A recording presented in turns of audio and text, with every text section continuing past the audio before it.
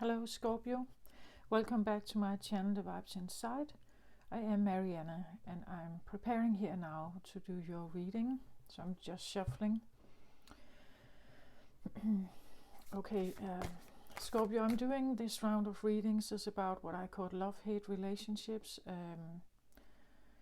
This can be something that may have to do with someone else, of course, but it can also be something that you have, like well, we all have that to a certain point, something like it's a quality about you that probably is very treasured and very important to you.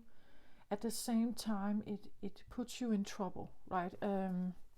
At the same time, maybe in the world we live in, it puts you in trouble somehow. Or you have you could say, yeah, it puts you in trouble. Let's just stay with that. You experience problems because of it, but at the same time, it's so you, right? It's so embedded in you and so important to you. It's maybe what you fight for, what you stand up for, it's why you react, it's why you get triggered or something like that. It has that sense to it. This is like the characteristics that go on in all of the readings that I'm doing right now. It's a thing about you that characterizes you a lot, that is very present with you. Get Ace of Water here.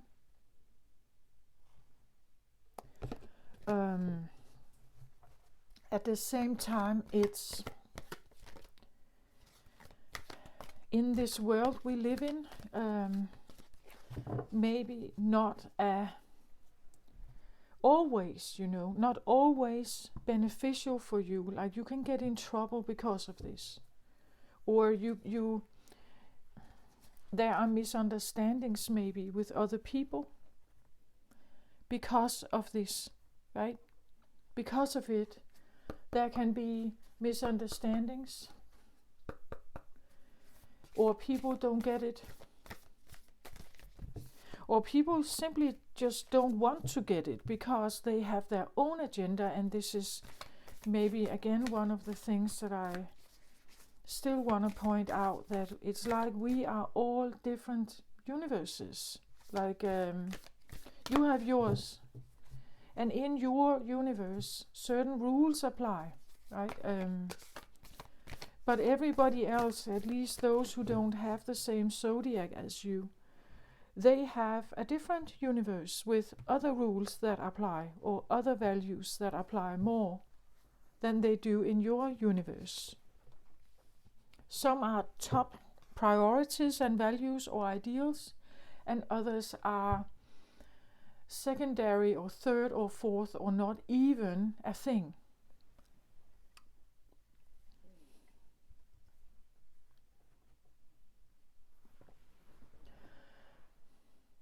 And I think this is, well, of course we know that. Like we know already, of course, that people are different than us, but I'm not sure that we actually know the extent of it.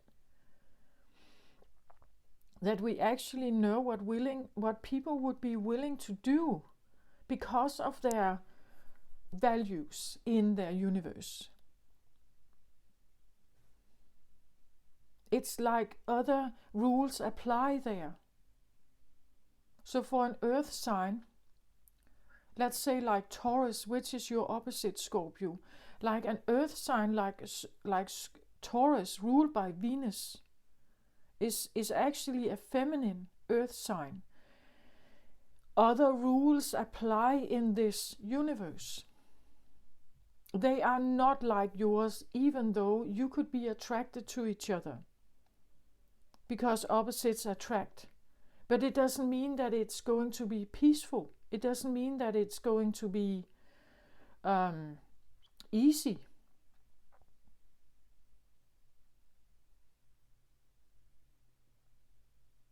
Like opposites, I believe opposites are here to show us something we are not.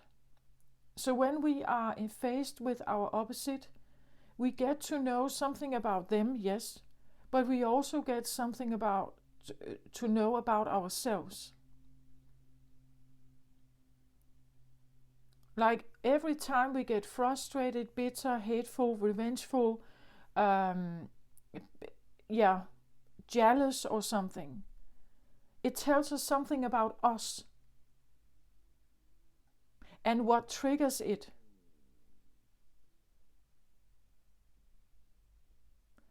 And I think that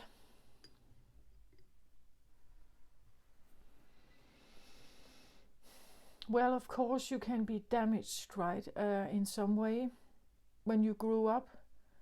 But I believe that most people do have some kind of essence that tells them that this is vital, this is important, this is my core, this is something I can't never ever bargain with this. But if you stand in front of an opposite, you may feel like you are going to bargain with it. Because your opposite, as you, has a different core where there are just as much they don't want to bargain with. And I'm not actually sure that we have fully understood this. Like, it's like we somehow think that, yeah, but if we love each other, we will somehow figure this out. We will somehow figure out how to make a compromise. We will somehow figure out to... But the problem with the compromises is that, yeah, you may be able to do that for a while, but there is a reason why we have divorce rates that are skyrocketing. It's because we can't stand it. Like in the long term, we can't stand it. In the long term, it's like we lose something of ourselves. If you are invested in something like you, so let's say you are not attracted, you didn't get a Taurus as a partner, you get a Scorpio like you.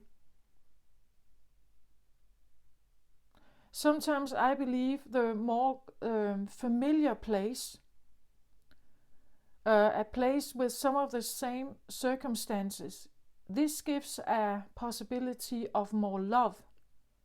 Not necessarily more fire, more love, not necessarily more sex. It gives friendship and peace and more, you could say, it's easier because you share some of the same core values.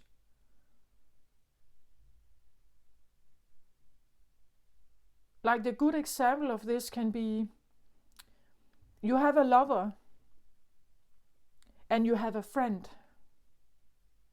The lover is the one you are in heated heated conversation with the lover. This can be sexual, but it can be everyday life also. You may not share fully the same values. And when you have children, it's even more apparent. Then you have the friend. The friend is the one you go to when this becomes too terrible. You go to the friend, right? And you tell them everything. How terrible this is. He's not listening. She's not doing this. He's not doing that. I feel this and he feels that, and this is so, and we don't talk, we don't have sex anymore, blah, blah, blah, all this stuff. This is when this is not working, you go to the friend. Why do you go to the friend? It's because you want someone to back you up. You want to feel supported. You want to feel that what you feel and what you are experiencing is true and right. And you would like someone to mirror this to you, telling you it's all right, telling you you are okay, telling you that of course your values are to be regarded and everything. That's why we go to the friend. Because here the waters are calmer, right? You don't need to fight with the friend because the friend has already chosen you on because of something. They have chosen you because of maybe your heart, maybe your water, Scorpio. They have chosen you. They haven't chosen you because of the sex, necessarily, right? They have chosen you for your deep, deep, beautiful, mysterious waters. Maybe the sexual partner has done that too, but again, they bring in something else. Sexual partners bring something very different than friend zone.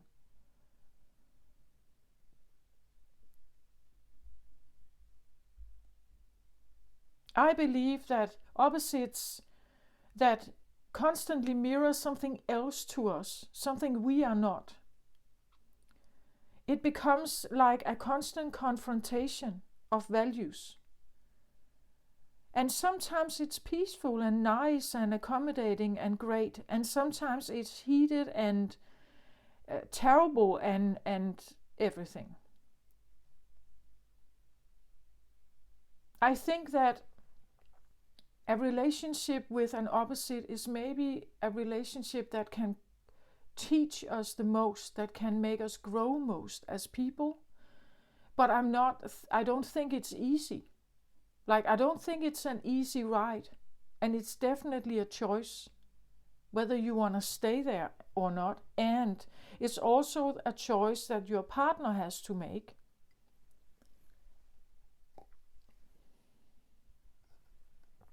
Whether they can be devoted, invested, loyal, and everything here, no matter what happens. No matter how heated it becomes, no matter how different you are, no matter what corners you seem to stand in when in regards to maybe your children.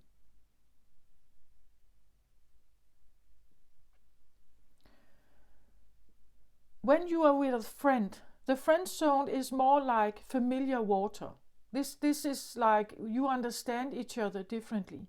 You understand each other better. Some of the core values are the same. You choose each other based on something else. It's nice here, calmer, more peaceful here. And here I talk about the friend whom you would share secrets with or vulnerabilities with. Because we can have different friends, of course. This is you would say the confidant, the one you would share your deepest truth with. That confidant and you have a special zone together. It's like you share a universe of same values or something like that. But we in this world, and as I said, when you share a universe with someone,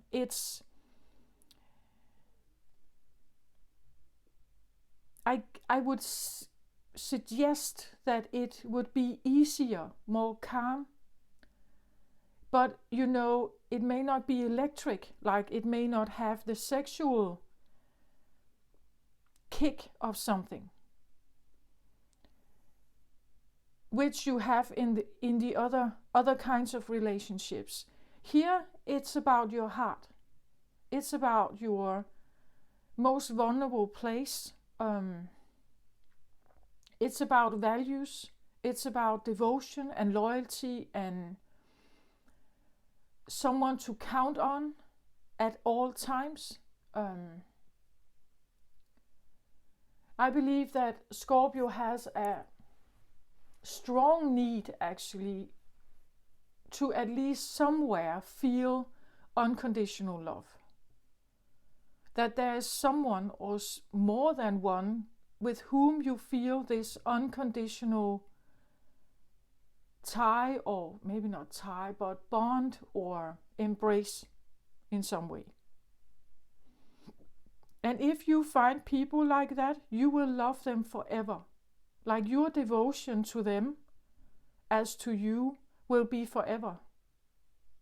Like it never stops. As long as the devotion is there and the loyalty in there is there and the unconditional acceptance is there, you are utterly and totally devoted to it.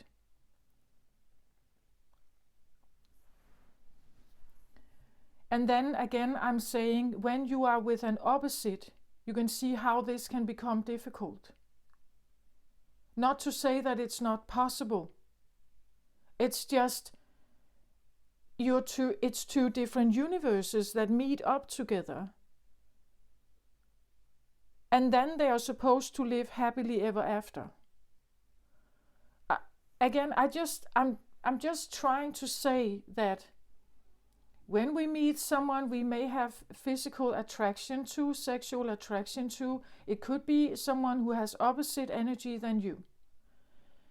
So, you just have to know what you stand in front of.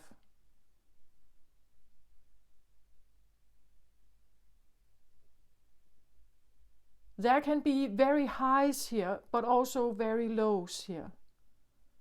That is how this works. It will be more peaceful over here, probably. Right? This is what I talk about, that we have the vulnerability in you, the need for unconditional love, acceptance, devotion, loyalty is absolutely beautiful. It's an example for the world to follow. But the world is not necessarily like that all the time. You know that, of course. So when we find it, it's dear to you, it's very special. At the same time, something may be missing, the spark that is over here. The spark of being challenged, the spark of, because here you have more peace, agreement, acceptance, there's loyalty and everything. Here you have a bit more competition. Here you have to argue your case and they theirs. Here you have to be confronted with something that may not, and you are a fixed sign and your opposite Taurus is a fixed sign. You can both be so extremely stubborn. So you can stand in front of someone who argues another case or have other priorities, and they are so stubborn and you are stubborn. Because you want something to be unconditional. But that priority is not necessarily the same on behalf of the Taurus. Like they may like your commitment, your unconditional commitment, but their priorities are maybe different. They have their priorities on earth. Like that is their ground core. It's about stability. It's about food, drink, water, shelter, house, property, investments, money. It's about those things. Like it's a core need for an earth sign.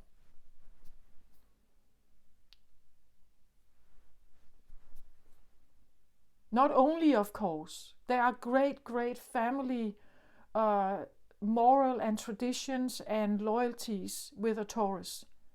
But you see, you are different universes. Like you do come in with, it's like you are shaped from different ground, right? You are watery. You could say your origin is in the water.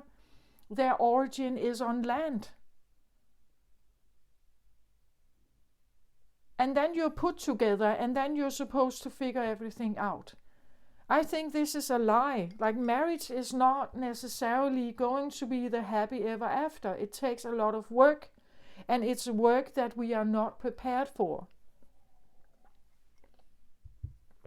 We have no classes at school that is about relationships. We have no classes that teach us what marriage is and what to gain from a marriage that actually works. But also to realize the pitfalls and the problems that will occur if you stand in front of something that is very different than you. The sex alone is different. There was this quote, I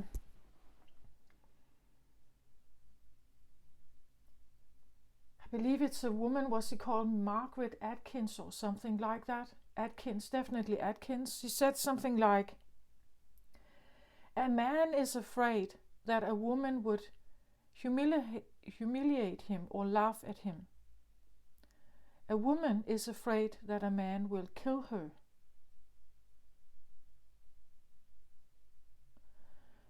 And I think this actually shows something, right? That there are things at stake, but they can be very different. I've said in some of the other readings, you can look up some of them, I believe Libra was one of them, where I talk about feminine energy is, in this masculine designed world, feminine energy is always at risk of losing itself. Like what it actually is at the core and what it actually needs at the core, it's highly challenged. Feminine energy is right now in a masculine state. They have to protect themselves. They are not feminine. I have experienced this myself, considering myself more feminine. I became, most of my life, I have been highly masculine. I had to.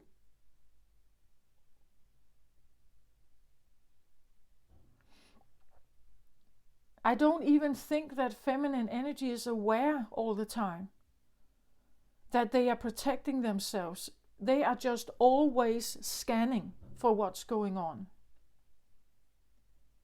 But there's definitely a difference between being laughed at or humiliated and feeling threatened to your core, on your life. So again, there's a different investment. When feminine energy invests with masculine water energy like yours, Scorpio, and you are considered the death card in tarot, right? They have to be quite strong to put up with you. Sorry to say that, but first of all, Taurus is feminine. It's ruled by Venus. It's stubborn and it's earthy. You are water. It's considered masculine. You carry a venom. And I have said before, Scorpio, you are the lovers of the zodiac in my book. Like you carry the most deepest, vulnerable, but also unconditional love of the world. But it's very difficult actually to allow ourselves to feel it and have it with someone, because the world is not designed to be like that. It's not that vibration. Instead, we have manipulation, lies, players, we have jealousy, bitterness, and all this comes in after. It comes when your heart gets broken. When your heart gets broken, because you showed your unconditional love, maybe even as a child, and you received something back that wasn't unconditional, it wasn't unconditionally accepting of you, it wasn't totally complied with, it didn't follow your needs, it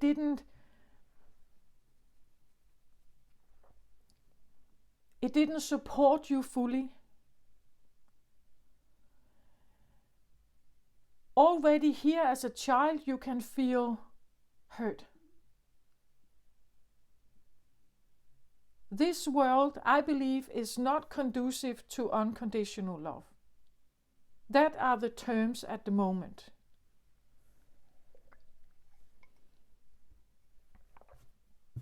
Not saying that it isn't possible.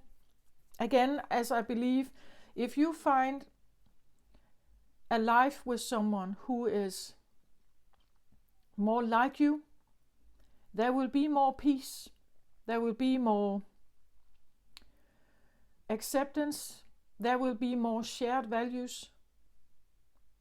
But again, I'm looking at the energies very separate. I look at Scorpio energy very separate here, and where we all have Scorpio somewhere in our chart, but you are also influenced. Every person is influenced by other placements also. Moon, Venus, Mars, Ascendant, all these placements are also influencing your life choices. Sometimes peace is nice and great, but it can become boring to certain people who look for more adventure. They look for the spice. They look for this special ignition, you know. They look for the confrontation. They want a sense of pressure. Something that is more calm and very devoted and very close can for some people become too clingy, and eventually they want to leave perhaps, or they want distance, or they want space. It takes someone like you to understand your needs at your core. It takes someone like you. Otherwise they don't get it. But someone like you is maybe not the one you have the greatest passion or love or, as I said, spice or ignition with. So this is like maybe the love-hate thing that I'm trying some way to find my way to describe for you, Scorpio. Your heart is extremely beautiful. But if you get hurt in some way, misunderstood, or not chosen, not given this vow of devotion and loyalty, unconditional vow, then it's like you can change your entire energy from the most loving energy to the most revengeful, grumpy, bitter, angry, aggressive person, revengeful person. I'm not saying that that's all of you out there, right? I'm saying that it is possible. Like your range, you could say, as an energy is like that. So it goes from actually literally unconditional love to unconditional hate, you could say. That is your, you could say, energy. And forgiveness is maybe great, but it still doesn't erase the problem. It doesn't erase, or someone giving you an apology. It's not enough, I feel like. The damage has already been done, if any. It has already, like the problem is that the trust is gone, right? The trust is gone. I believe Scorpio and infidelity, no. Never, never, ever. And at least if it's someone you had this close relationship with.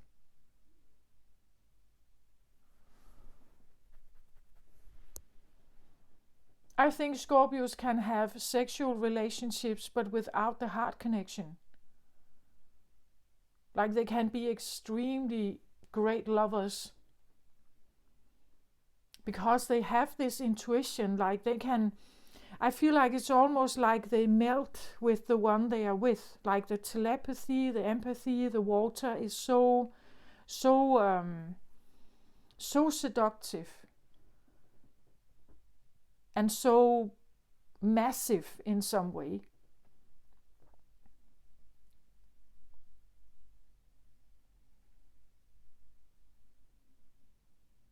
I believe Scorpios can be highly seductive without even doing much.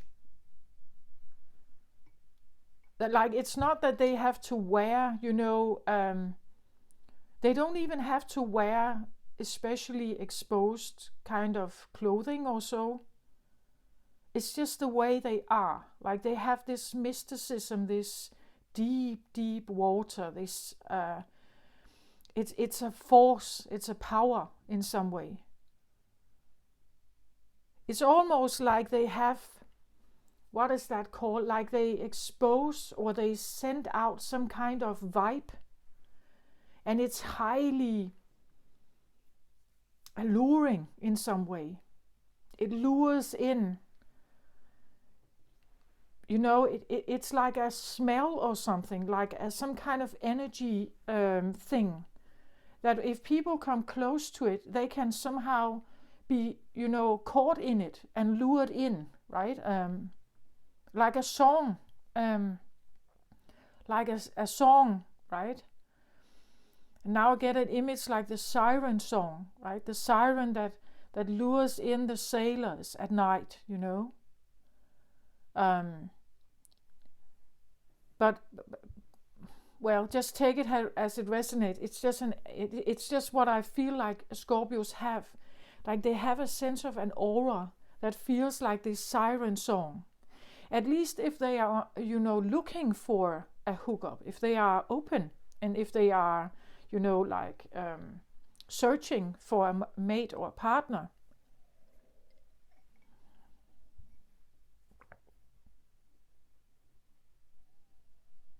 And it all depends on your state. Like if you are very trusting and open, and you just, like you're really just wanting to find such great friends or such a great partner, when your trust is there, and when your heart is there, and when your water is there, like I believe this is the most beautiful, deep, intimate, intense energy. But I also think that those who have water are maybe those that best understand it. Like they understand the intentions of it.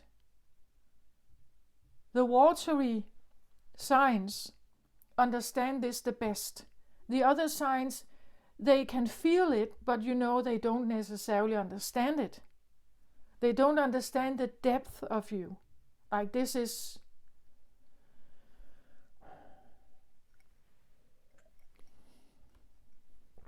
it's like you are the keepers of the unconditional love that is supposed to come. The love we all need.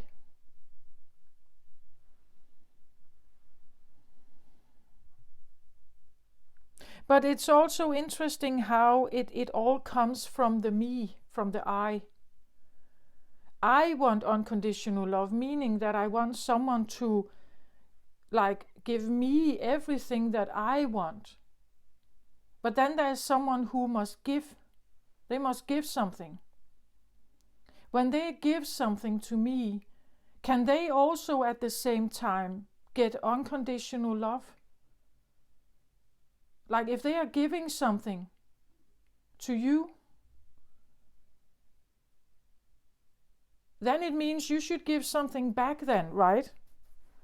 It should be an exchange in some way. Otherwise, it's just you getting everything you want. You wanting everything you want so that you feel great. And then someone is a giver over here, but do they get something back?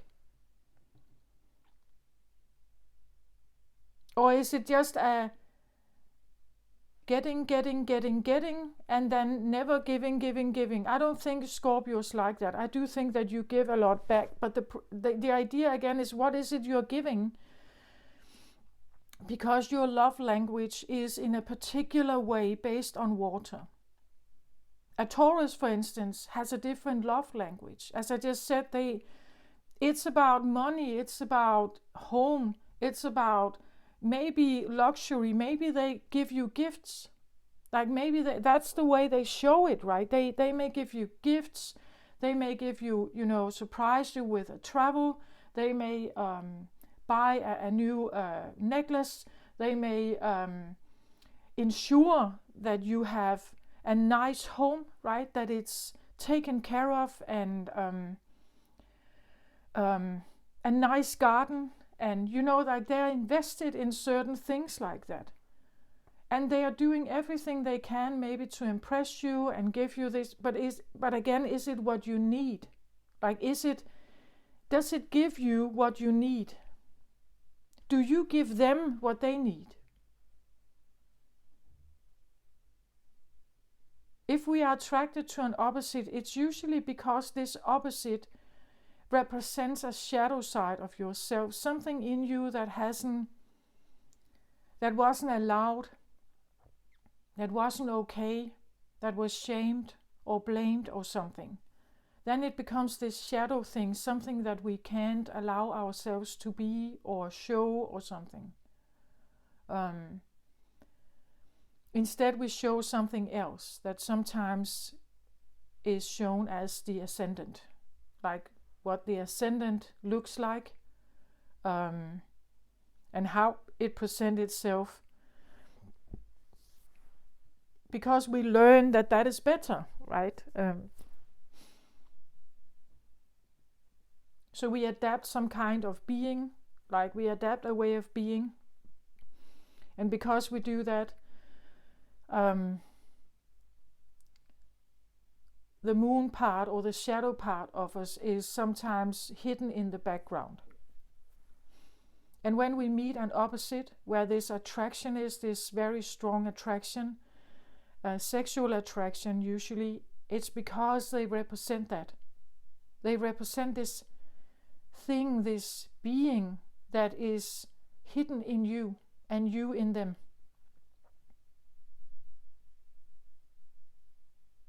Or at least it represents a part of it, some part of it. The stronger the attraction, the more parts.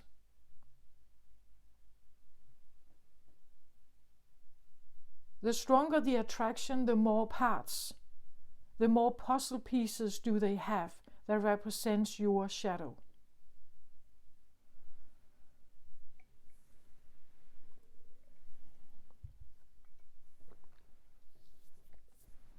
So I think the love-hate thing is about this.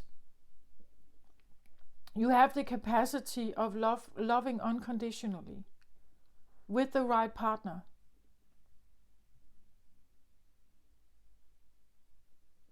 At the same time, you have the capacity to hate unconditionally. And that is literally the love-hate thing in you, from going from one position to the exact opposite, like that, depending on what happens. Because it's about the unconditional. Like if that gets broken in some way, then it's like you simply cut something. It's done. And an apology, it's not working for you, I think. Like it's so difficult to forgive a betrayal or some kind of. I've heard. I have a nephew. He is a 4-planet Scorpio, right? 4 of his personal planets are Scorpio, and he has. I've been in sometimes some arguments with him, and he gets. Like if I don't take his stand. if I may disagree with his stand, and I'm just saying, usually I say to him, well, okay, I understand this is your opinions, and that's great. I just still have mine. Like this idea that I'm not agreeing with him. I must agree with him. He's become so stubborn on this that like he needs me to agree with him and give up my own you could say opinion to calm him down.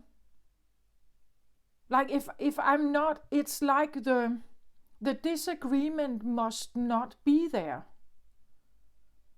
He needs me to agree with him. Like the unconditional acceptance of his point of view. I must give it to him, otherwise he launches a competition with me of winning this argument. And he can become highly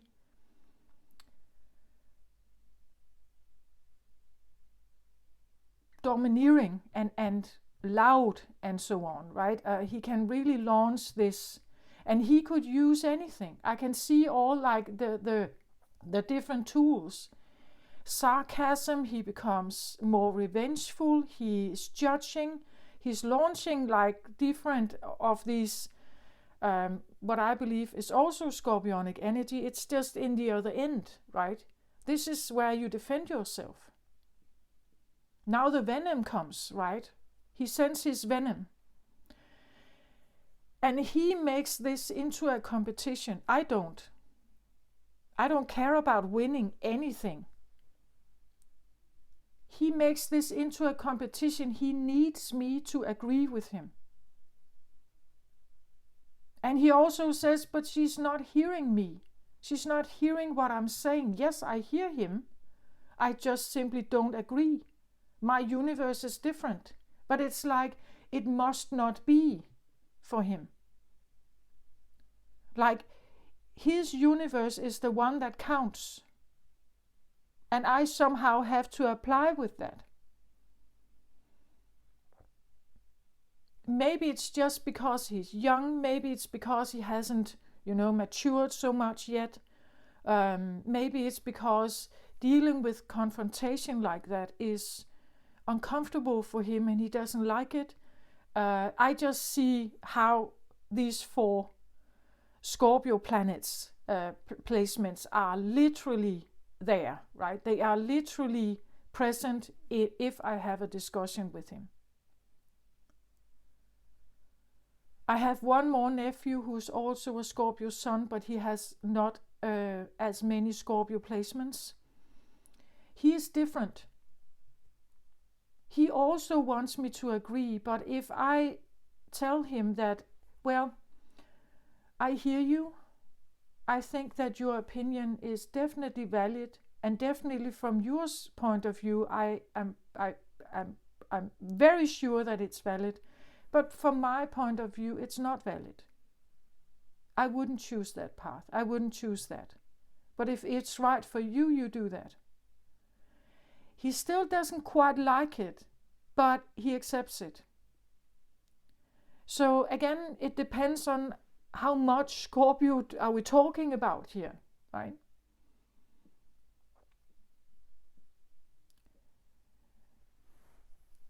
There is something about the unconditional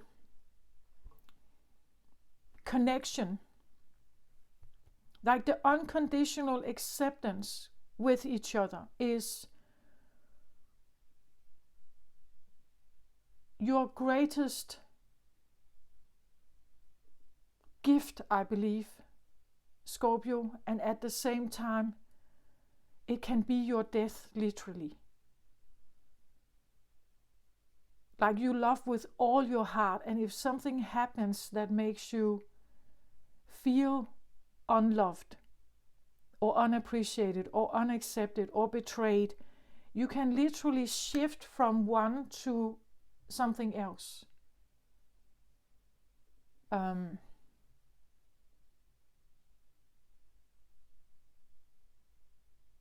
At the same time, I also think that if you actually do find someone that you can make this incredible bond with, like it will feel like you have Eden on earth. Like they will be your everything.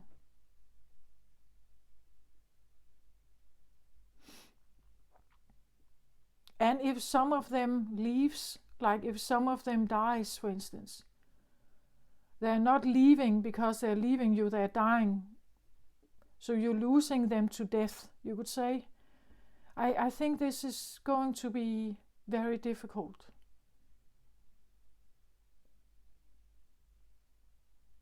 One thing is that they're leaving because they're choosing a different life and they don't want you in it. Then you can become angry with them. But if they're leaving to death, like they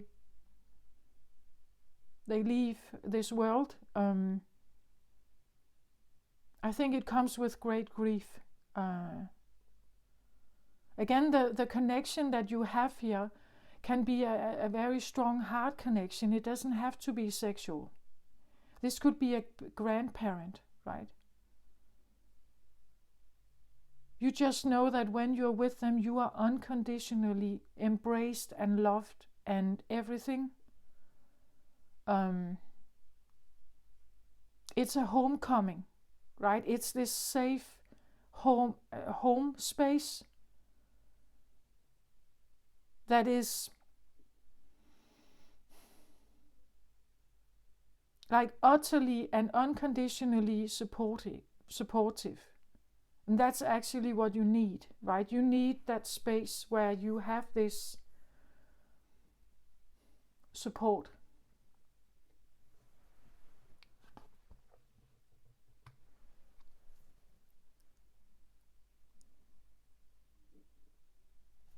So in the middle here I have the many paths. I feel like what I have with this card, it actually is, it's a bit of the same thing. It's like, as I said, you are surrounded by many different energies, many different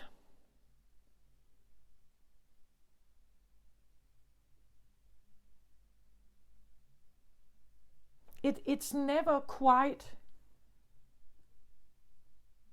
like all loving. It's never quite all accommodating. It's never quite, and we know that about maybe work or certain friends or even family members. We are aware that we may not find our connection with them. But if you do fall in love with someone and they fall in love with you, like you need it to be unconditional and forever. And maybe they want that too, but again, it depends on who you are in front of, right? Who are you standing in front of? Here you have many paths. And it all directs to one thing, I feel like. It all comes down to one thing.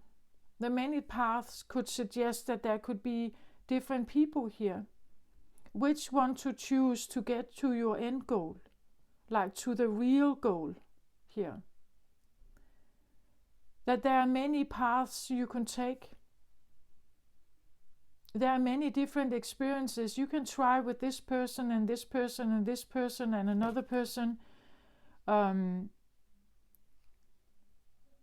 when it all comes down to it, what you want is this. You want this particular, very special connection. And there are many paths you can try to get there. Every time you try one and you feel disappointed, it becomes a little more difficult to trust. And sometimes I believe what happens for certain Scorpios is that the love is exchanged for passion. It's to exchange for sex sometimes. It's a settling process. We settle for something. And I think this is very difficult for Scorpio. They have to close the heart off then. It becomes almost like a business deal. I'm with this person for certain things, but I'm also aware that, like my heart here, The real true connection that I'm wanting is maybe not here.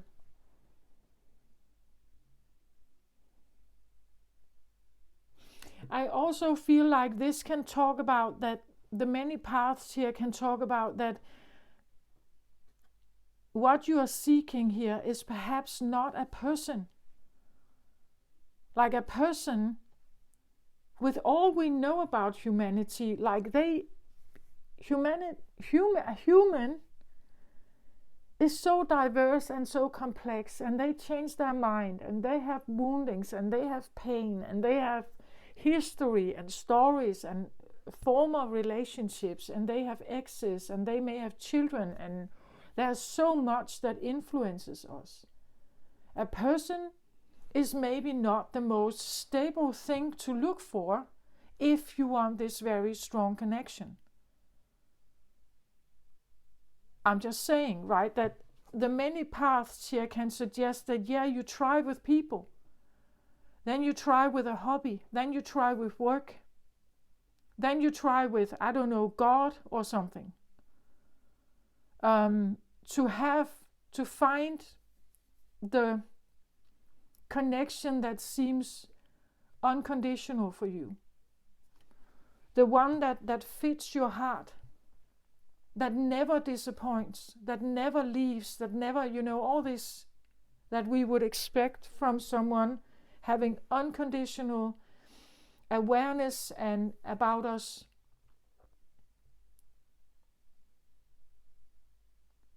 I believe that humans are very selfish. Like we are all very extremely self-oriented. Everything we do has to do with our own survival, our own needs. And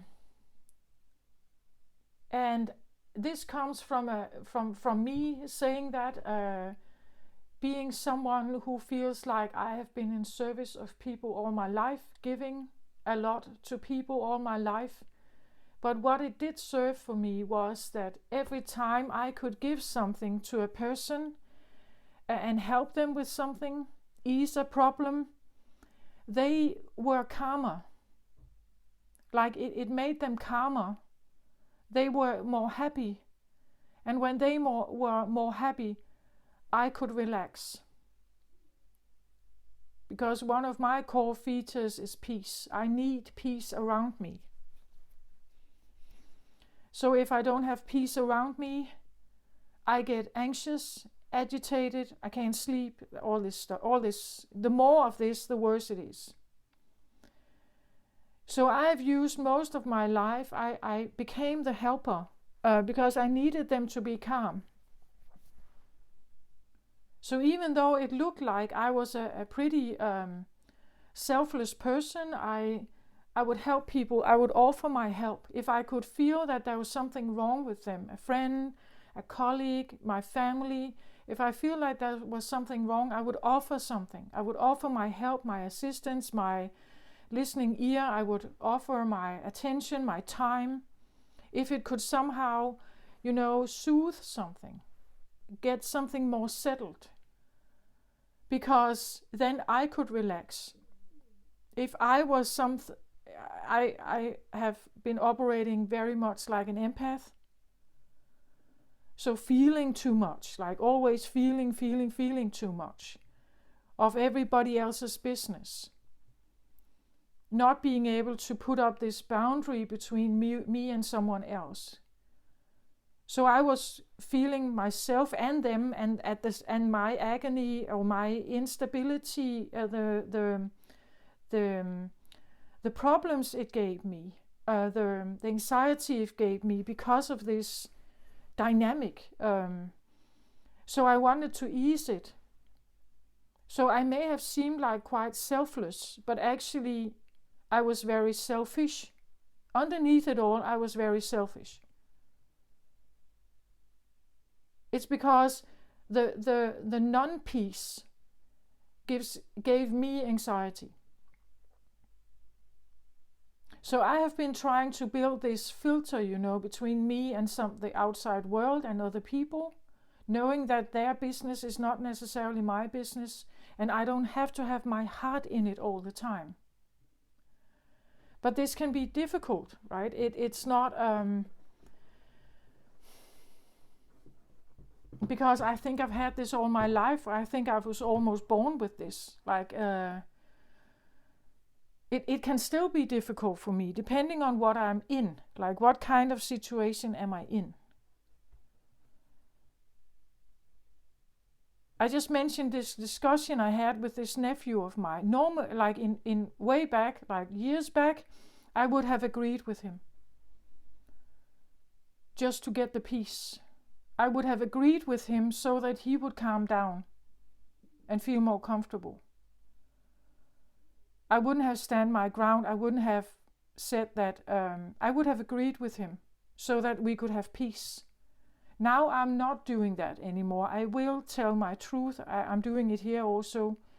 And I'm pretty aware that, of course, some will like it and some will not like it. It's quite all right.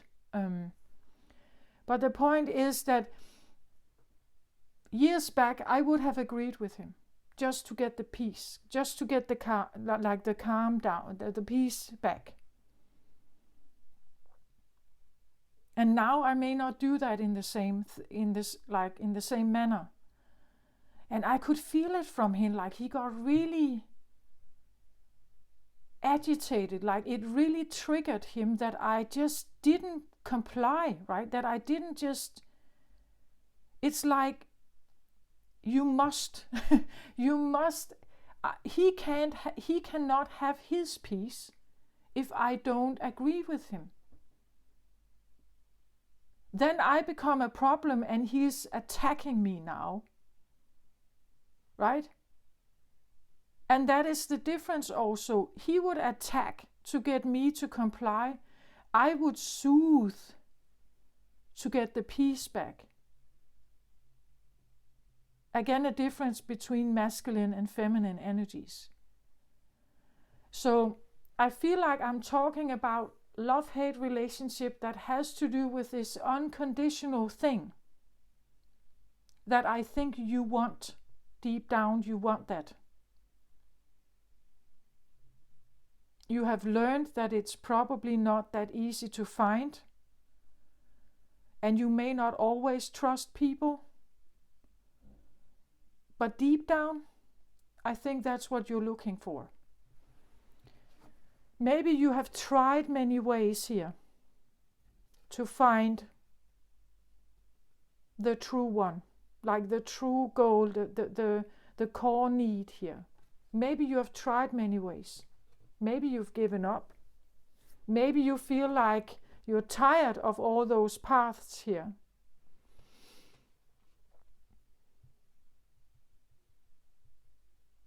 But I feel like it's more like I get this feeling that there are so many paths to try for a Scorpio to actually get to this. So you can try it with, like, in a combination with the outside world, or you can try to seek it within, like to seek that special connection within you. So you could say, is this paths to take outside of yourself to find something that can mirror you, that you are okay and that you are loved and appreciated and supported and everything? Does it have to come from the outside to you, or is it the other way around, that it's more of an internal thing, that you take all of these attempts back and you concentrate your energy on yourself to figure out what it actually is that you're looking for?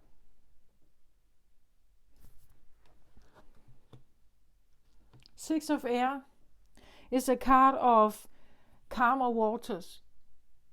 It talks about getting away from tumultuous energies, sailing away, looking for calmer waters, something, again, as I said, something to rely on, something to trust, something to... And again, we have many paths here. This can talk about, you can go in many directions. Like if this is at the core, this is the root chakra position, this is the crown chakra position, this is maybe more in the middle, this we could talk about your solar plexus chakra, this is maybe how you take action, right? That if you do want something to rely on, something that is calm and devoted, something that doesn't, create a lot of stir, you can rely on this. It's also there tomorrow. It's also there in 10 years. You want it to be transparent, clear. The conversation also, air energy. This is about your thoughts. It's about your communication with others and others with you. It's about your identity, how you think, the social construct you have about the world and what's in it for you. How you navigate also with the ship here. How do you navigate your life? In the root, there is this feeling of that you want something calm or peaceful. You want something to rely on. You want it to be clear and transparent and devoted and loyal and trustworthy. I feel like also here with the air card, that honesty. I think clear waters, calm waters would. I think you would like honesty. That honesty is a way of having the 6 of air. That honesty is a way of clearing away misunderstandings. It's a way of being transparent, maybe vulnerable, and sharing, with each other. And rather wanting that up front instead of investing in something, believing that it's true and real and honest, and then you figure out in 2 years that they're leaving because they have held back all the time, never been honest, never told you like their real experience, right? You want something that is, I get peaceful here. It must be more peaceful. And how do I find that? Like, how do I get to this particular place where it's just peaceful and tranquil? And again, look at the water here. If you can see that this is water, you can look through the water and see the bottom of the water here. It's calm and tranquil. This looks almost a little bit like someone looking at the sunrise or sundown here. That the sun is rising, we see the sparkle in the water, how it sparkles. How can I have a sunrise here? How can I have more happiness or more joy or more sparkle in my life, perhaps? Looking for ways to have more sparkle. I want it to be calm and reliable here. I want it to be joyous and sparkly and beautiful and everything. And there can be many ways to get that. You just have to figure out which one to take. And what does this represent for you exactly, right?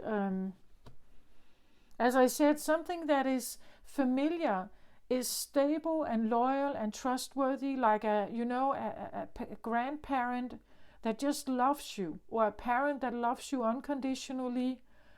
But we also sometimes have to leave that harbor. We move out. We look for our own adventure out there. We have to try stuff. We have to give it a try and see if we can find something similar out there that can be for us.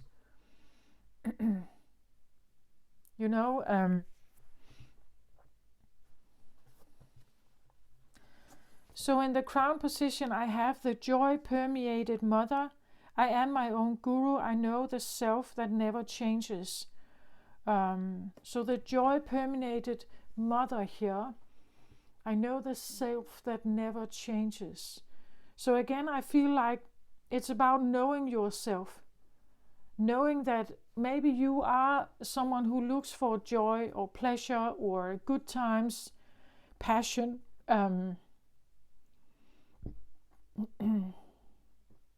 You are your own guru. You are your own teacher in that regard, of what is right for you or what's not right for you.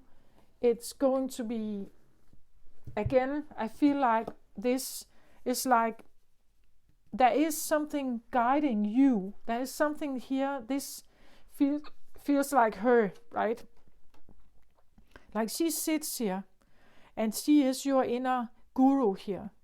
She is your teacher that is looking for something special. She looks for something that is giving her the best life, you could say, the most passionate life you could have, with all the best possibilities in it, and you now have to figure out how to get there. And there are many ways. You can try different partners. You can try work, you can try hobby. It must be something where your heart is. It's definitely devoted to this. That's what I feel like. You can't not have that, I think.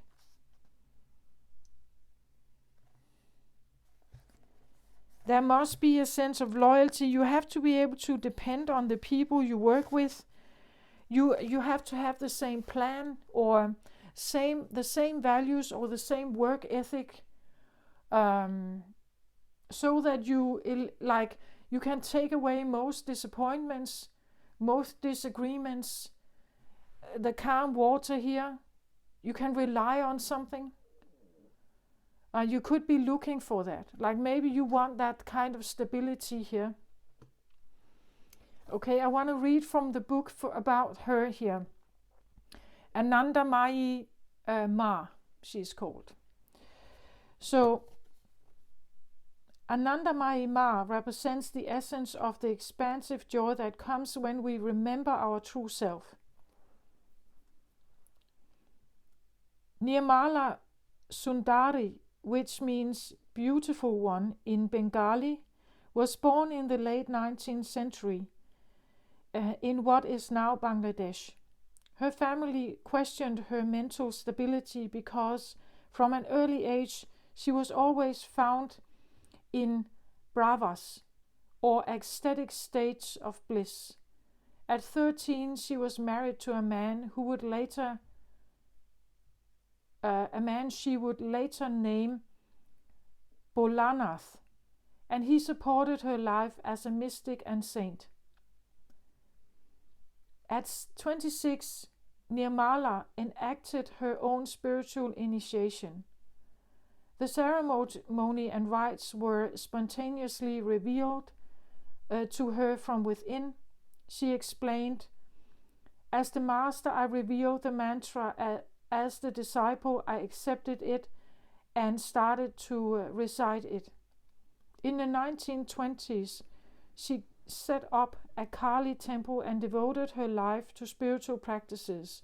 She began to be recognized as the living embodiment of the divine feminine and as the incarnation of Kali as divine love. Her first disciple named her Anandamayi, joy-permeated mother, because her blissful states would inspire others to remember their innate path of joy. Her first ashram was built in 1929. Her profound spiritual teachings began to attract scholars, philosophers, artists, and other contemporary mystics like Paramahansa Yogananda. She refused to be called a guru, insisted that we are all ultimately one self. She loved all living creatures exactly the same, including herself.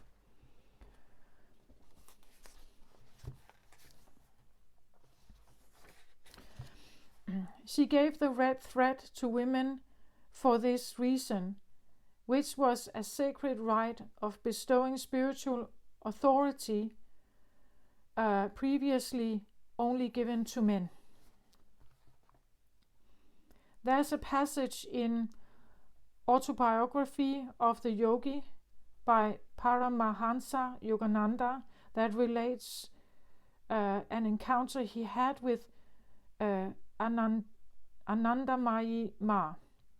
He asked her why she is always so filled with joy and can enter states of bliss instantly. She explained to him that she is aware of her true self. She knows that before she came to earth, she was the same, a little girl, and later when she grew into a woman, still she was the same. And now sitting in front of Yogananda, she remains the same. And even after death, she says, though the dance of creation changes around me, I shall be the same. This is self-realization, merging with the aspect within us that never changes. It's becoming conscious of the self that is internal, which, while within the brief mortal existence. Anandamayi Ma believed that the only true calling or purpose any of us has is to become realized. And so she believed that any action we take towards that goal is sacred. There's a deep calm, a bidding joy that arrives when we can merge with the aspect of us that never changes.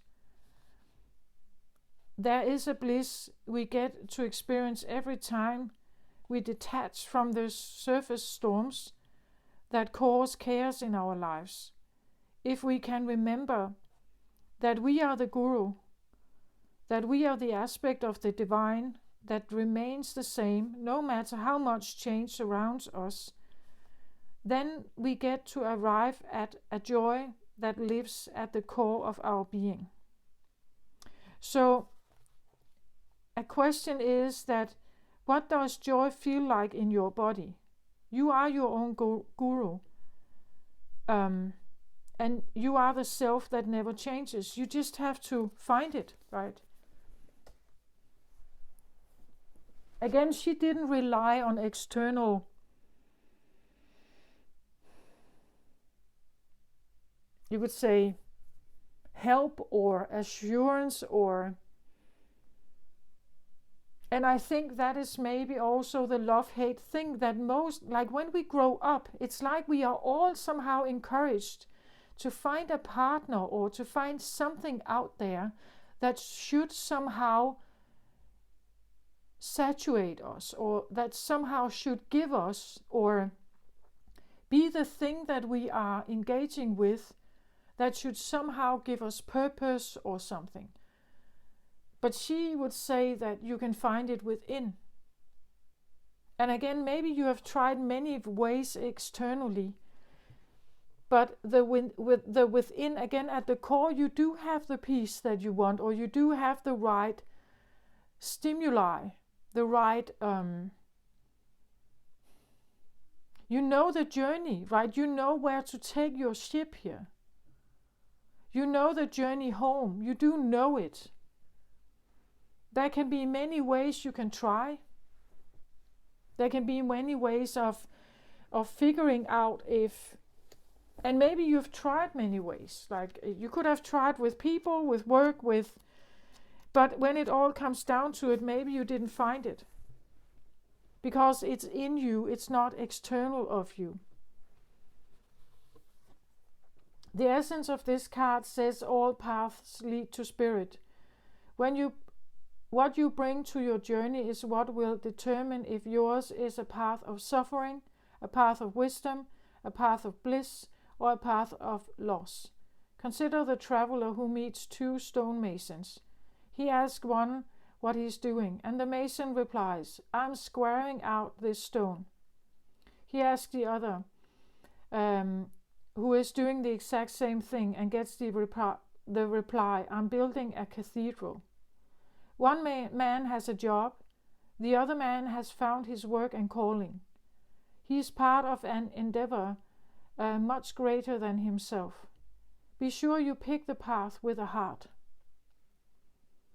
Your call now is to take a big bold step and leave the beaten path. Heaven and earth are conspiring on your behalf to support you in this move. Do not dally, lest you miss the moment. It's time to sail into the uncharted. Be sure you attend to both your path through this earth as well as your journey through the stars. You have outgrown a current situation and risk losing your way in your own backyard. You are being called to step out of your comfort zone. Respond now, while the call is still a gentle whisper. Even though the woods look thick and impenetrable, venture in and let nature guide your steps through the dark until you reach your destination. Remember, if you do not know where you're going, the path will take you there. So, I don't know if I'm reading for someone who feels a bit lost, like they don't know what to do. It's just like, just do something, because no matter, you will get there. You will get to that point where things does matter, where things also has meaning eventually. Even if you don't know what to do or where to go, I feel like just do something. And again, you will figure out if does it apply with this? Like, does it give you bliss? Does it give you joy? Does it give you meaning? Does it give you passion or calling? Or I believe that if we do something that is of a higher calling or passion or purpose, there will be joy with it. Like, joy will be part of it, or pleasure, or it will be part of it. And she is there, she's in you somewhere.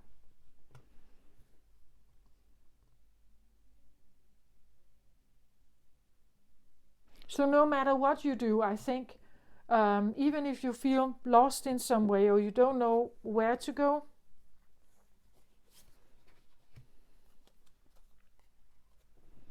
I'm just taking out the drivers for this.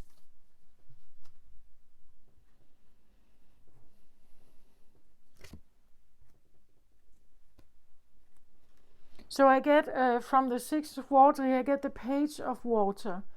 And, well, I don't know, it just feels like, again, she's a girl here in the water. And when I read about Anandamayi Ma here, she said that she was a young girl, you know, that she was still a young girl inside. No matter what happened around her, she was still like a young girl, maybe of water here inside. She would maybe still be, I don't know, in this case with water, she would still be romantic. She would still believe in the unconditional love. She would still believe in like the calm, like the beautiful place here for her that is right for her.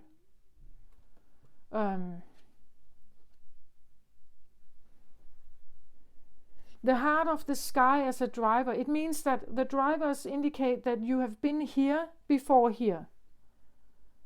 So before, you may have had a time of this that is leading you to this experience. So if we look at this, it would be a sense of like a page is a feeling of young or new, or a memory, maybe a memory of you when you were younger or you were a girl, what you were like. What were you like when you were a girl? And what was important for you when you were a girl? or a young boy here? When you were just born, or what was important to you? What did you like to do? Then we have the card that is called the Heart of the Sky here, which is interesting because it tells me something about the heart of the sky. The heart, first of all, the heart of the sky. I said before that I believe that you are the holder of unconditional love on earth. It's like you're preserving it for the time when it's right, when it can actually come out. Because right now we do not have unconditional love. The vibration is not there. It's like you're the keeper of it. It says here the heart of the sky, but I would say you would be the heart of the water. Like you're the keeper of the unconditional love, the vulnerability, the nakedness, the raw state of love that is currently right now under pressure. It's under pressure, but actually that's what you are, right? You are this. You are this young girl. You do have a heart like that. Or young boy. You do have a heart like this. You are born with it, I guess. The heart of the sky, to me, again, the sky can indicate cosmos, right? But for me, it tells me that yes, what we are experiencing on Earth is part of the universe. It's part of you could say, the heart of the sky. I said in the beginning, it's like you are your own universe. In your universe, certain rules apply. Therefore, you are the heart of your own universe. You have a big heart. You have the biggest one ever.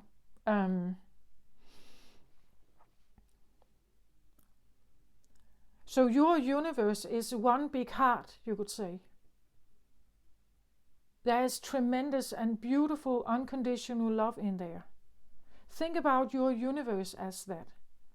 If you can go back to that, you can enter into your own universe of unconditional love for whatever is around you. How beautiful that is, how you could flow in this universe of yours. And then in the crown position we have Parvati, the goddess of devotion. I am a love that doesn't leave. When I commit to love, my soul evolves. This is what I talked about in the beginning. This is what you want. This is also what you are, I think. You want a devoted love that never leaves. You commit to it and your soul evolves. It's like you grow as a person if you can commit to unconditional love. If you can commit to your own universe here, if you commit to your own universe, that is a path. That could be a path to take. It's like you are the heart of the sky. You are your own universe. You can walk through this human mortal life and be this totally autonomous being that holds all of this in you, like she did here. Like she did. It's like she never left her state here. She never left this state. She kept it alive in her. And everything that tried to mingle with that or change it or influence it, it's like somehow she could keep it out. And the husband she got devoted himself to her. Like her power here was so strong of what she believed in and who she was. So he committed himself to her. I believe that that's also what you want. You want a partner that commits to you. That let you be this. Like you want a partner, if any. You want a partner that lets you be this universe of unconditional love. And If people actually saw this about you, they would, of course, they would commit to this. Like what you hold here is extremely beautiful. So beautiful. We all need this. If anyone could have an encounter with this kind of universe, like such a big heart, a universe that only consists of heart, unconditional love.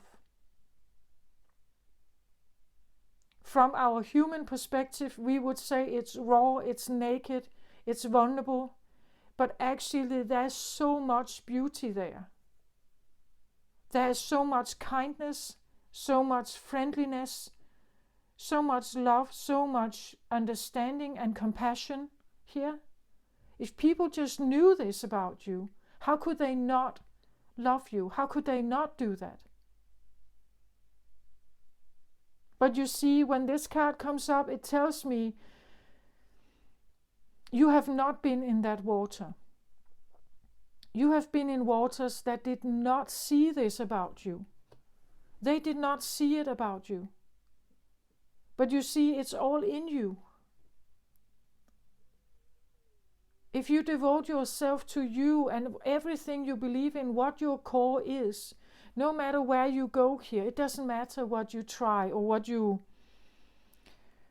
like the friends you have, or it doesn't matter as long as you choose to embrace yourself, embrace all your values. Again, this discussion I had with my nephew, like if he believed in himself, if he believed in his own values enough, it wouldn't be necessary to convince me. Like if he took himself seriously enough, if he trusted himself enough, it wouldn't matter what I think. It wouldn't matter if I didn't agree with him. But because he somehow has a belief that he needs the exterior world to comply with him, that he needs to control the exterior world, it now becomes a fight. Like he has to win me over to maybe have the feeling of peace or have calm again, right? He feels that I'm a threat to him because his own inner values are not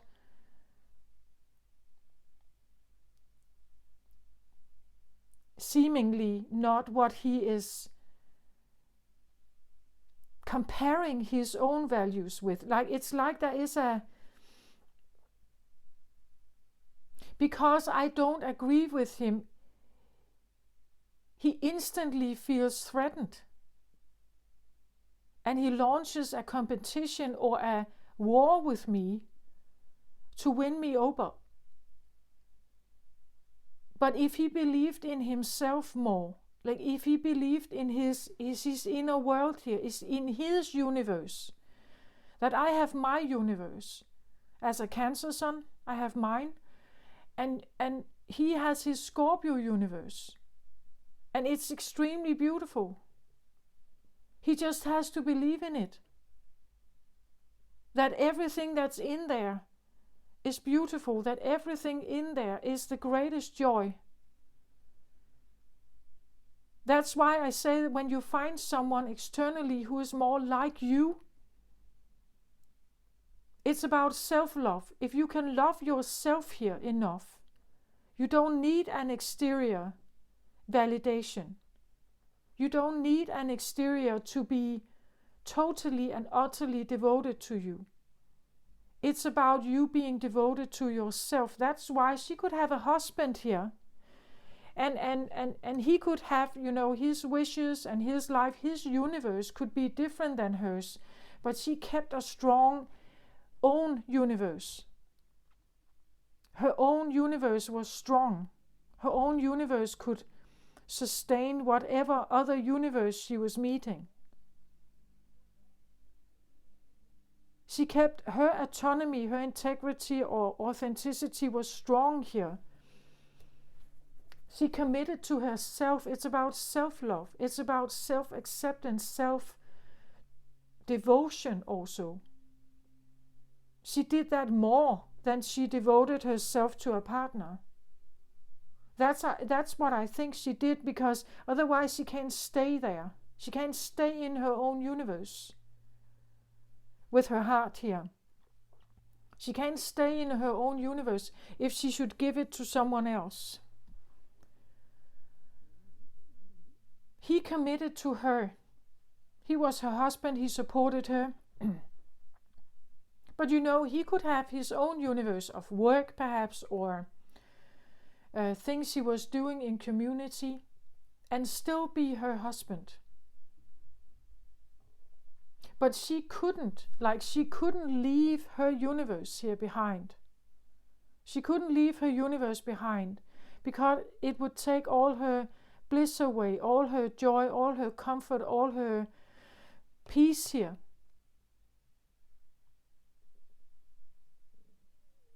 All her well-being, all her wellness also. All her power, all her light, all her beauty, it would be taken away from her if she wouldn't guard it.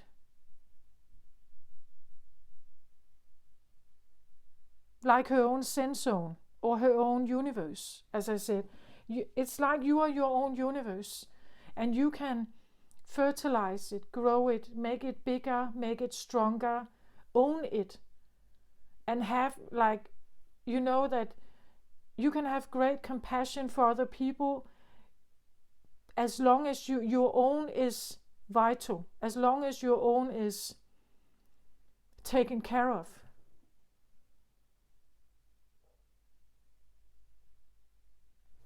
And you have to remember who this is. Like, maybe the world didn't give you unconditional love. Maybe your parents didn't. Maybe you have had relationships that didn't. But you can cultivate your own inner universe here. Devote yourself to your own heart, to your own values. Right? You can devote yourself. I'm the love that doesn't leave. You become the love that never leaves. Because you love yourself, you love your universe. You love your universe. Everything in it, everything about you, everything that's in there, all the values, everything that is so beautiful about your heart here. You are the heart in the sky, I want to say. If we see every human or every atom here as its own universe, you are like everywhere you go, you would be this floating heart here of love and light and peace and bliss and ecstatic bliss, passion. You know, you would emanate that to the world if you just believe in it and if you choose it.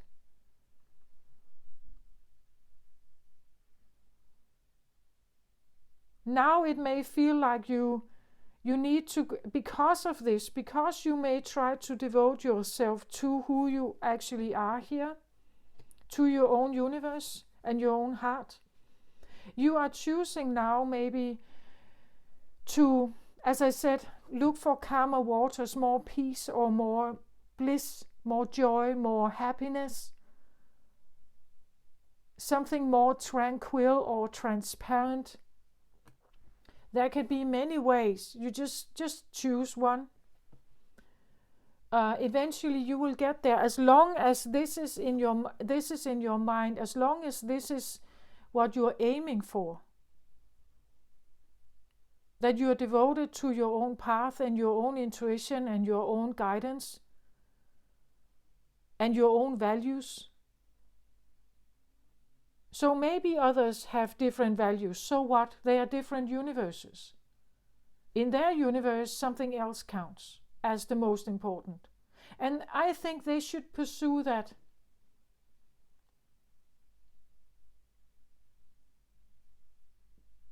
But then you could say, but doesn't that make me selfish? Doesn't that make me inhuman?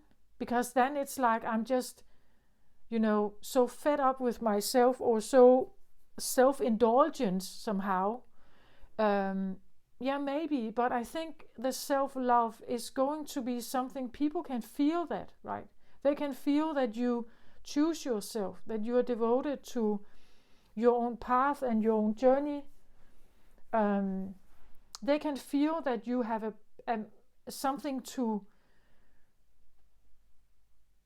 I feel like, also protect, right? That you are the protector of something special here, or you are the gardener, maybe better than protector, but gardener, right? That you are the gardener of this. You're the one that you keep fertilizing it. You have your attention on it. You keep fertilizing this in you. You are the one that you have awareness on it.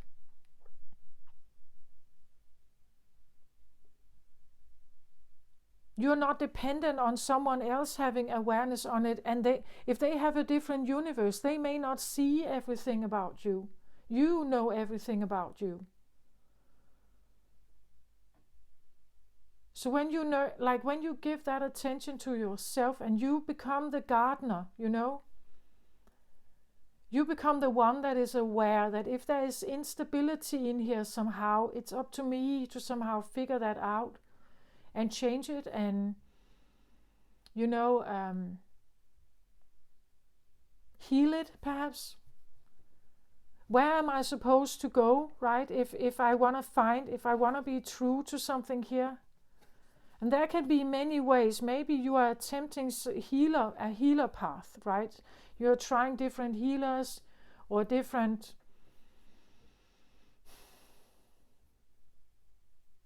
It doesn't matter how you do it. Eventually, as long as you choose like the joy or the peace or the pleasure or the bliss, or maybe calling, purpose, passion here, as long as you do that, it comes from within you, you become that embodiment. Like it becomes you become it.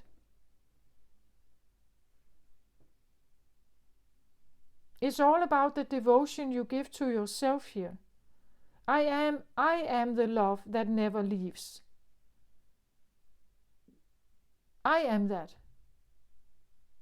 I become an example of something here by devoting myself to myself. Of course, you can devote yourself to someone else if it gives you joy here.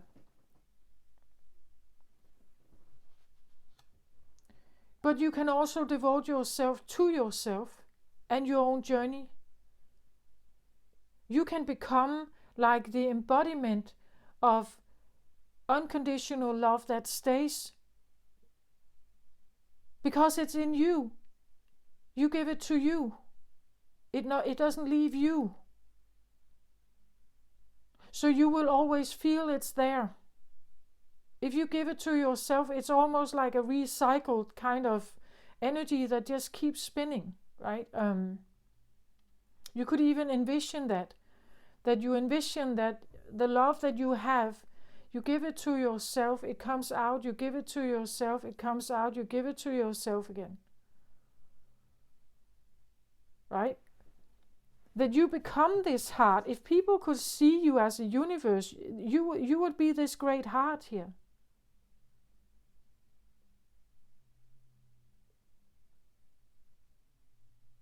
If a spacecraft would come near your universe in the sky, they would be able to feel it. The devotion, all the compassion you have for yourself, all the things that we normally want from others, like you can give it to yourself. You can be this beautiful little page of water here. You can show up in the world like that. I've said before, at least when I've been reading for cancers, and because I'm a Cancer sun, so my own experience with myself and me digging, inside, has been that cancers are considered the great mothers. A mother normally does the thing that she puts herself aside to give time to a little child that is growing. And if you can put yourself aside a lot, you can actually be there for someone else. You can be very attentive to a little child and their needs and everything they need.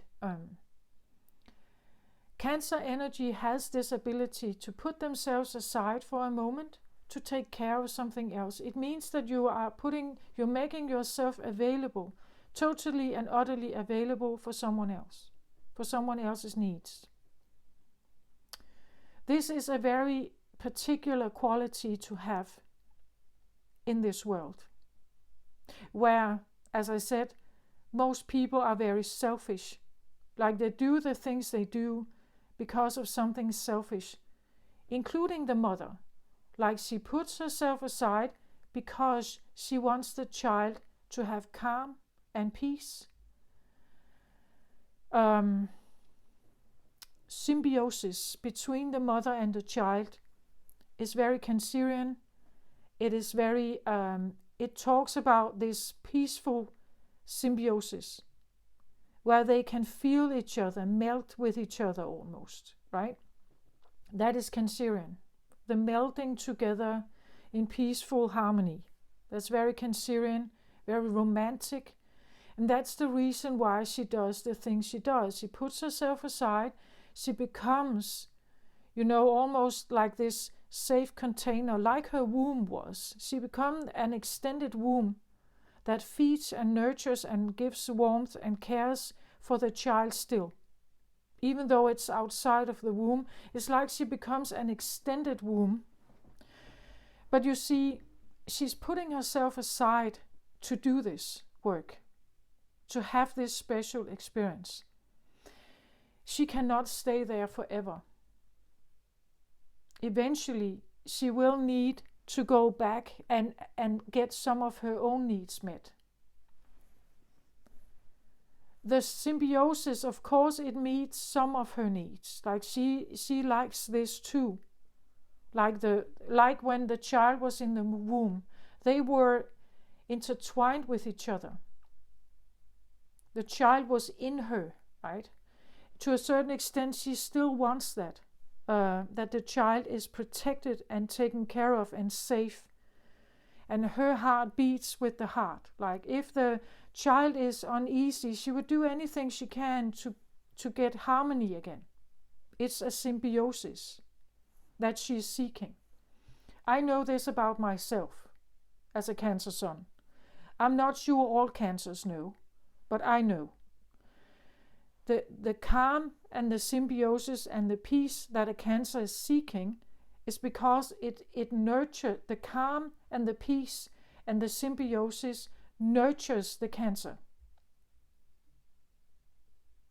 But actually Cancer should seek this within herself, the ability to be that vessel for herself, to be that container, this womb for herself. She can do that for herself. She can be her own mother. That is what Cancerian energy can do in regards to this. She can be her own mother. She can be the child and the mother at the same time. That is one of my life things, that the peace I'm seeking, I can give to myself, right?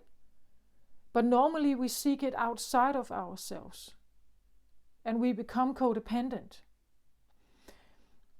It's the same thing here. It's probably not the mother thing, as I said.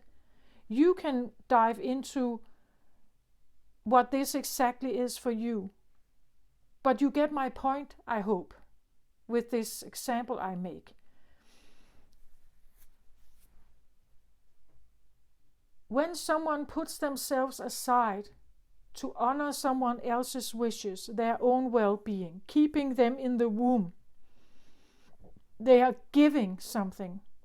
They're giving something to someone else who becomes the receiver. The child becomes the receiver of the external womb, you could say, mother womb here. And we know that a mother cannot constantly be available. Sometimes she has to sleep. Sometimes she has to feed. Sometimes she has to get a bath. Sometimes she is maybe needing to go to the doctor, and someone else cares for the child, perhaps. She cannot always be there. But that is the symbiosis that a child, I think, wants, and a Cancerian mother would do that. But if you didn't have a Cancerian mother, you may have had a different mother. They were not interested in the symbiosis, perhaps. They were not willing to put themselves aside. This is a highly feminine trait. If your mother was, let's say, she was an Aries, you had an Aries mother. And Aries is a masculine fire sign. She would not be that mother. Her universe is different. She's driven by other values. I hope this makes sense, what I'm trying to say. It depends on environment. It depends on whether you are what you are in front of. What were you born by, and what are you in front of?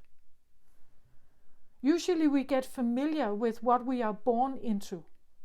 But because it's familiar doesn't mean that it's good for you, that it's actually nurturing for you, that it gives you what you want.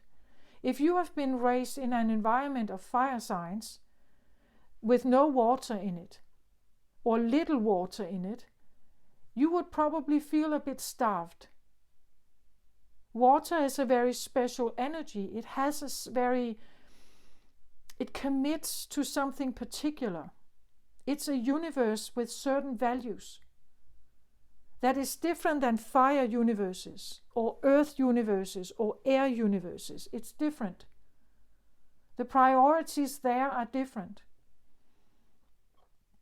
The core values there are different. What they need to feel like this.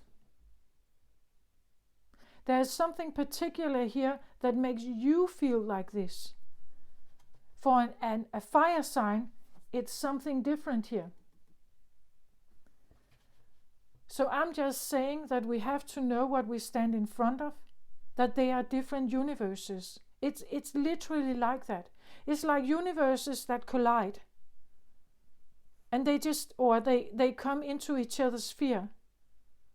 And you can feel the influence of each other. Is it giving you peace, joy, harmony, bliss? What is it giving you here? We will encounter both. Like we will encounter something that is amazing, and we will encounter something that is definitely not. Or maybe it was amazing in the beginning and then it becomes terrible after. It's a part of a dualistic world with polarities. But you can decide. Again, you may have tried many ways here. You can decide to go towards something that is mostly this. Just don't expect it. Like don't expect that your partner changes for you. Like to a certain point we can do a little, but then actually not. There are certain core needs, there are certain core values, there are certain and this it's kind of non-negotiable, I feel like. Otherwise you are annihilating yourself. Or someone is for you. I don't think that is first of all, I don't think it's love. If that is a thing, I don't think it's love at all to expect someone to give up themselves for you. And I don't think it is love if someone else expects you to do it. You may be able to find some compromise, but you have to wonder or think about, can you stay in this? and still feel okay? Can you stay in this and feel nurtured? Can you be this mother here for yourself, or choose this life for yourself? Can you devote yourself to yourself? Can you be the love that doesn't leave, like the love that never leaves you? Can you be that one? When I commit to love, my soul evolves. So when you commit to loving you, your soul evolves. You can commit to love to someone else, but make sure you love yourself also, otherwise your soul is shrinking. Your soul is not evolving. It stagnates if you don't love yourself. I think loving yourself first is important.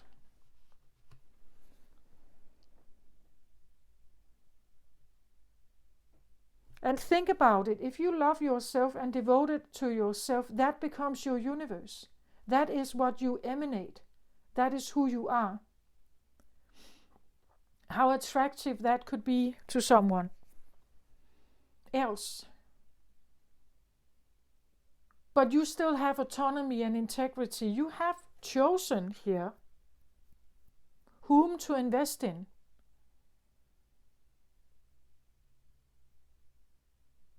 Or what to invest in.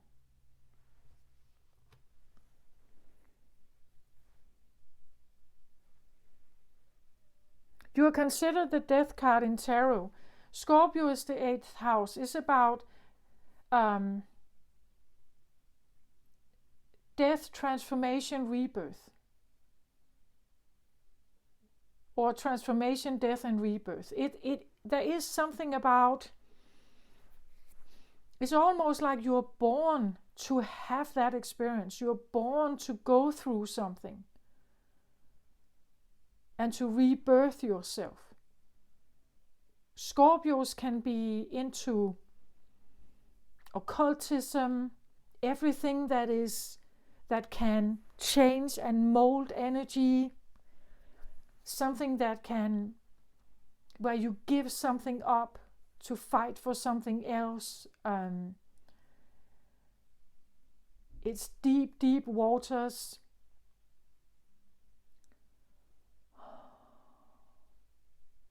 Water for me is also consciousness, emotional consciousness. And what emotional consciousness, the feelings that we have, but also the awareness of our feelings. That what do they do for us? Like when we feel terrible and low and disastrous and sad and grief and all that is very heavy energy. But if you can lift yourself up to this state, it's a way easier energy. You glide through your water way easier. You become the slimline swimmer in there. Right? You become the perfect swimmer. So waters can be, as I said, you're leaving tumultuous waters behind, looking for calmer waters or clearer waters, leaving heavy water behind to have more clear. Again here, as I said, you can look through the water. It's not muddy. You can see what's there.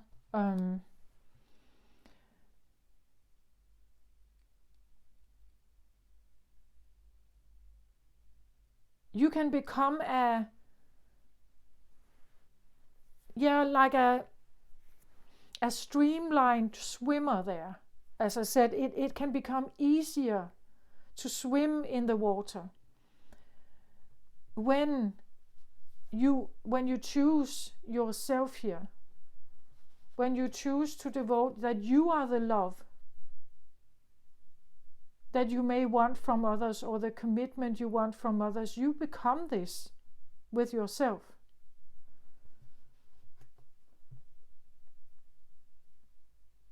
That is an extremely powerful aura to have. And people can feel it, like they will be able to feel this vibrant light and love and compassion, and all the things that you give to yourself becomes something people can feel. It's highly attractive, I think.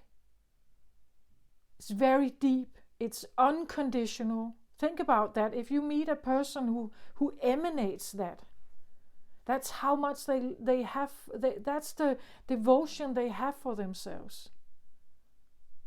That's how much they trust themselves, how much they adore themselves, how much, and I know it sounds selfish, but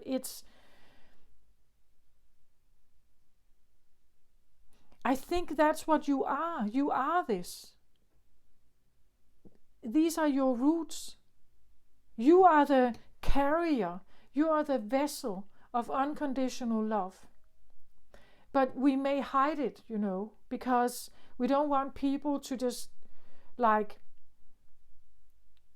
invade, or we don't want people to take it for granted or something, that this is what you constantly give. I think you can, if you also give to yourself at the same time. Or primarily give to yourself. You can give something out as long as your internal system is reproducing. As I said, it's a constant reproduction here.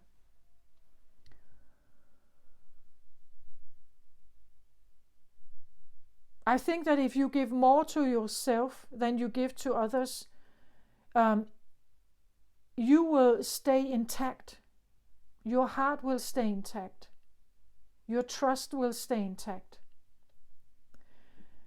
It doesn't mean that you can't give to the outside world as long as you keep your own center nourished. An advice card, maybe for Scorpio.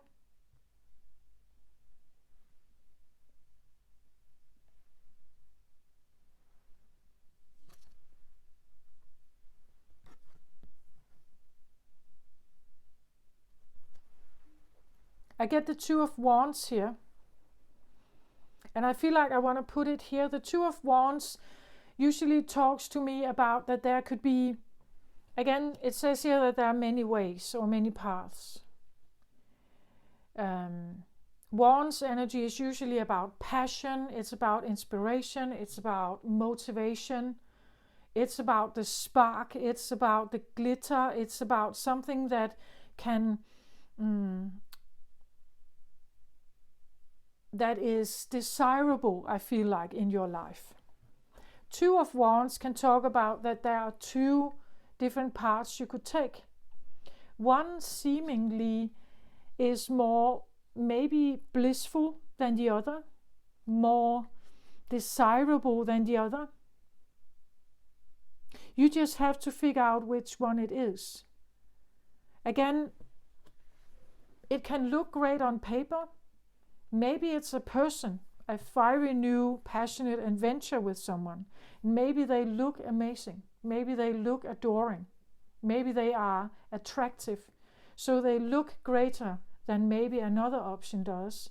You just have to figure out which one leads you to the greatest outcome here. So again, looks or promise or something can be one thing. Another thing is, I don't know, certainty perhaps. Again, the calm waters. It could be that someone looks great here. Another one may not have that same appeal, but they may be, honest. They may be down to earth or calmer. They may be more trustworthy.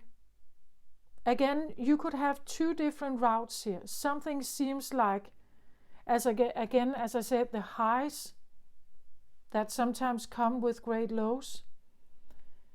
And then there is this, maybe a different package, but I could go there to explore something.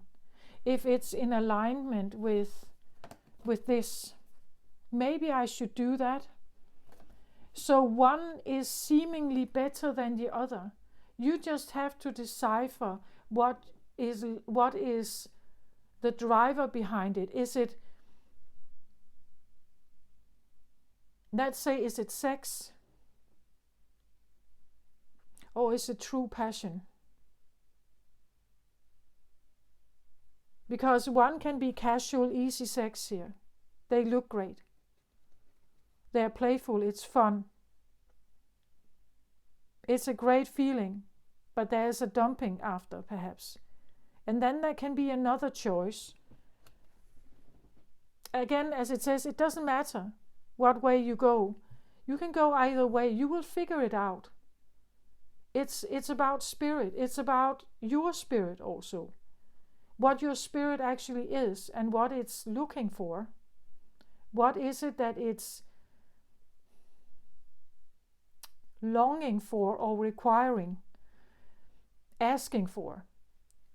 That, I feel like, is something, it's an advice card here. So it tells us that there's more than one choice, there's more than one path. We already know that. There's more than one person, perhaps. There's more than one dating app. There's more than one work situation. There's more than one hobby or friend group or whatever. Which one leads to the greatest, let's say, success? It just depends how you define success here. What is abundance? What is success? What is triumph really for you? In your core, in your universe here. What is it? What does this one want? What are they looking for?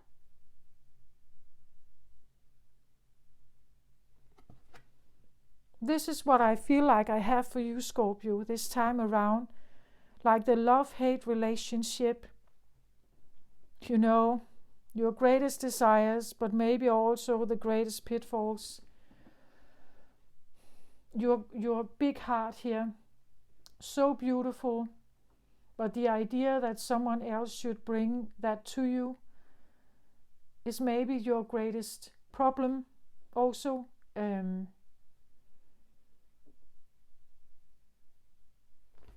You take a look at what you think this is. This is what I think this could be for you. My Jupiter is in Scorpio. I do think I have understanding of Jupiter, of Scorpio energy, but then again, maybe not. So please enlighten me. Tell me what you think. If you like what I do, thank you. If you give it a thumbs up or you subscribe to my channel, it will help me, of course. Otherwise, just take it if you feel like it resonates for you, and if not, just leave it be. Yeah. Okay. Take care of yourself, Scorpio. As always, I send you my very best. Love and light to you. Bye bye.